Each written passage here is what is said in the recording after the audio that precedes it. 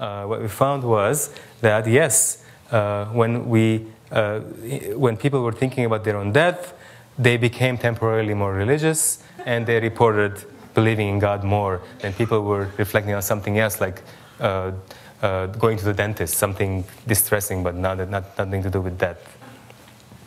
And we've found this in many experiments, and we've replicated in some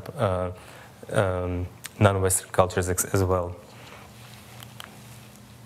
Now, you might object, some of you in the audience might object, you can say, look, religion, it's not just like about relieving existential anxieties, it also creates anxieties, right?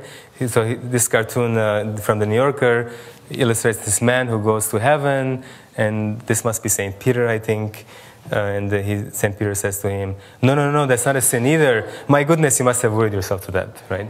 So this is true. Religions can, worrying about sin, worrying about not being saved, etc., could create as much. There are lots of angry gods and spirits in many religious traditions who are vengeful, etc. So there's as much anxiety as there's relief anxiety, and that's basic fact of religion, is that it's the arsonist and the fire department, right? It creates anxieties but also relieves them, and that is a powerful motivator to be religious.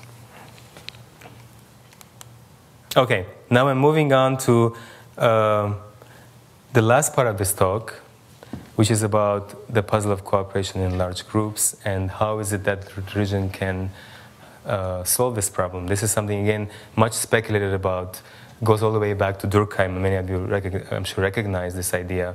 What I'm going to show you in here is some really interesting recent research that tries to address this question and understand exactly what the mechanisms of this processes are. So, but first, what the problem is. Here's the problem. From an evolutionary perspective, we of course know that human beings or any other social animals, for that matter, can be prosocial, but under certain conditions. One is kin selection, right? So it makes sense to be helpful towards people who we share genes with. That's Hamilton's rule. Reciprocity is the other one, right? So under some specific conditions, it makes sense to be cooperative with someone as long as we can monitor their behavior, as long as they're accountable, as long as they can reciprocate, and then everybody benefits. So there could be limited cooperation among dyads in reciprocity situations, and there could be cooperation among kin. The problem with that we have to explain, that has puzzled many researchers in human evolution, is that human beings live in large, fast, anonymous groups, and they're intense cooperators. So neither reciprocity nor excuse me, nor kin selection can explain how can we do this. How is it that we can live in mega societies of thousands and thousands of people and still cooperate?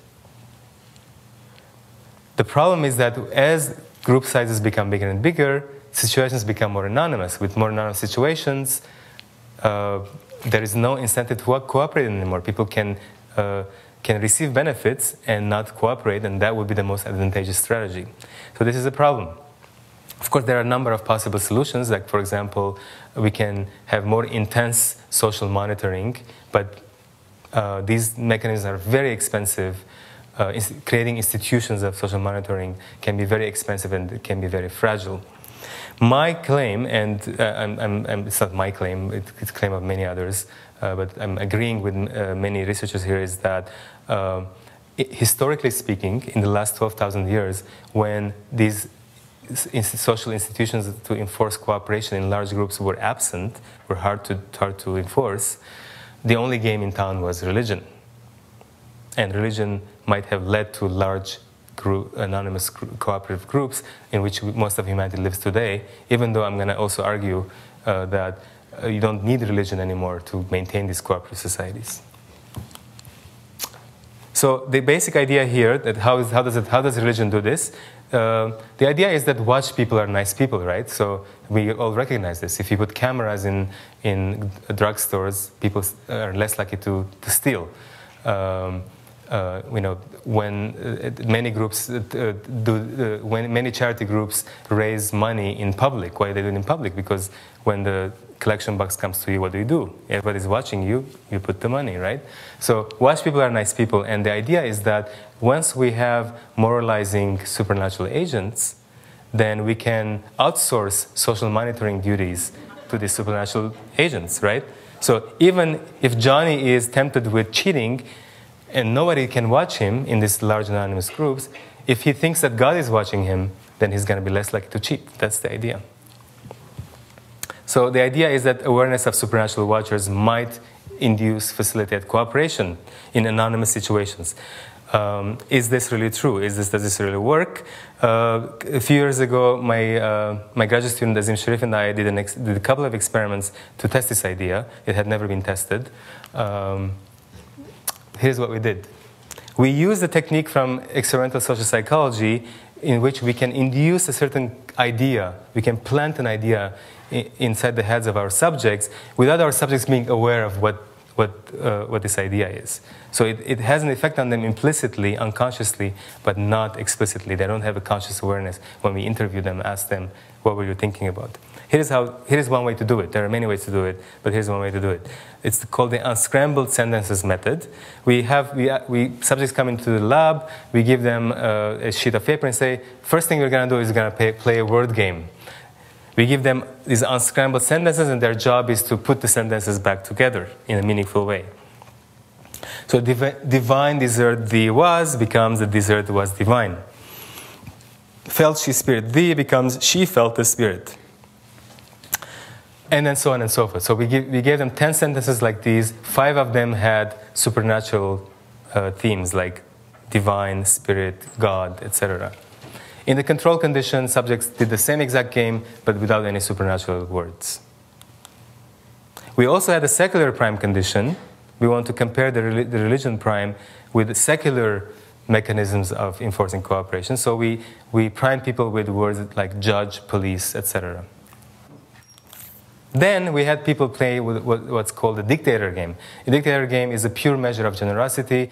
In an anonymous situation, subjects are given a certain amount of money. In this case, it was $10. They're told, this is the $10, it's for you, you can keep it. But there's this other subject who's also playing this game, and you have the option of sharing some of this money or all of this money with the other subject. It's anonymous, you never meet this person, you don't have to, it's up to you, we're not gonna know. You can take all $10 and go, you can give everything to him or anything in between. It's up to you. So that's basically the situation. This is a widely used economic game in economics and psychology to measure generosity in anonymous settings.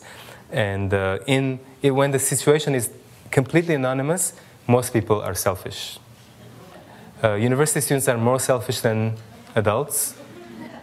But the general tendency, and there is variability, of course, around the world, but there's a tendency for selfishness in anonymous situations. The question was, when people were induced to think about God, are they going to be less selfish and more generous? That's the question. Here's what we found. The question was yes, and quite strongly so. We doubled the offer. So the cash offered is how much cash the subject offered to the other subject, the recipient. In the neutral prime, the average amount that they offered out of $10 was $2. In the religious prime was over $4, and the secular prime also close to $4. So both the secular prime and the religious prime had this intended effect. And this is a large effect by the standards of behavioral science. So we have evidence here that, yes, when people are thinking about God, they are more generous. But we can also see that religion is not the only way to make people generous. Just to be clear, there are other mechanisms as well. Okay.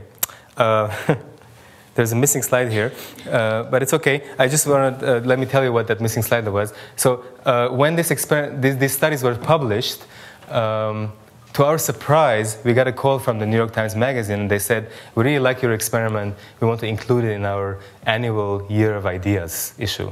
They thought this was a really clever idea. And this was 2007, and we were quite surprised. And then when they published their issue, and we looked at the other ideas, then they included things like biodegradable coffins, airborne wind turbines, and my other favorite, the only other thing that had to do anything with God was suing God. So let me digress and tell you about suing God. On September 14, State Senator Ernie Chambers sued God in Douglas County District Court in Omaha. The lawsuit blames God for a passel of alliterative ills, including fearsome floods, egregious earthquakes, hurricanes, tornadoes, plagues, and ferocious famines. A court administrator, Doug Johnson, agrees that the suit is frivolous. This case doesn't really have legs, he says. And to my knowledge, this